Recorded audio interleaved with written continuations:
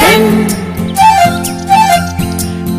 Ton ton ಕೇಳಿ ಕಂಠೇತನಿ ಶಾಲೆಯು ಕರೆಯುತ್ತಿದೆ ಬನ್ನಿ. ಕ್ಷಣ ಕ್ಷಣ ಕ್ಷಣ ಬೆಳಕು ಸಿಕ್ಕರೆ ತಾರೆಯಾಗಿ ಮಿನುಗುತ್ತೀಯೇ ನೀನು. ಟನ್ ಟನ್ ಟನ್ ಕೇಳಿ ಕಂಠೇತನಿ ಶಾಲೆಯು ಕರೆಯುತ್ತಿದೆ ಬನ್ನಿ. ಕ್ಷಣ ಕ್ಷಣ ಕ್ಷಣ ಬೆಳಕು ಸಿಕ್ಕರೆ ತಾರೆಯಾಗಿ ಮಿನುಗುತ್ತೀಯೇ ನೀನು.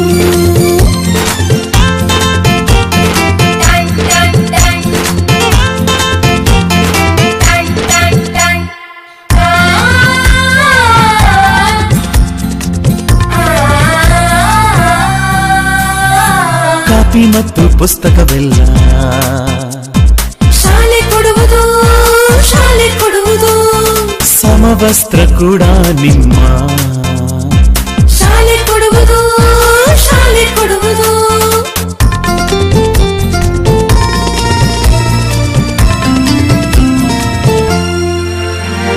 ಶಾಲೆಯು ಮನೆಯಿಂದ ದೂರವಿಲ್ಲ, ಕಡಿಮೆ ಆಯ್ತು ಅಂತರ.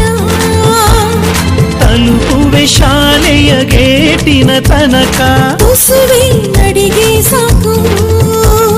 ಪ್ರೀತಿ ಹಾಗೂ ಅಕ್ಕರೆಯಿಂದ ಕಲಿಸುವ ನಿಮಗೆ ಶಿಕ್ಷಕರೇ ದಾರಿ ದೀಪ. ನಿಜ ನಿಜ ನಿಜ ಇದುವೇ ನೀತಿಯು. ಶಿಕ್ಷಕರು ಮಕ್ಕಳಿಗೆ ಶಿಕ್ಷೆಯ ನೀಡೋದಿಲ್ಲ.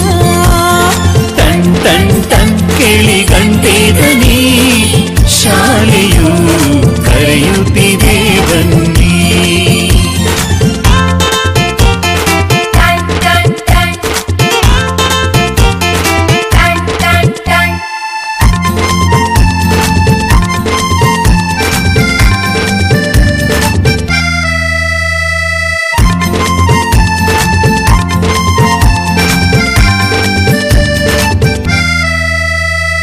ಲೈಬ್ರರಿಲಿ ಓದೋದಿದ್ದರೆ ಶಾಲೆ ಕೊಡುವುದು, ಶಾಲೆ ಕೊಡುವುದು.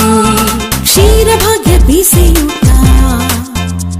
ಅರೆ ಶಾಲೆ ಕೊಡುವುದು, ಶಾಲೆ ಕೊಡುವುದು.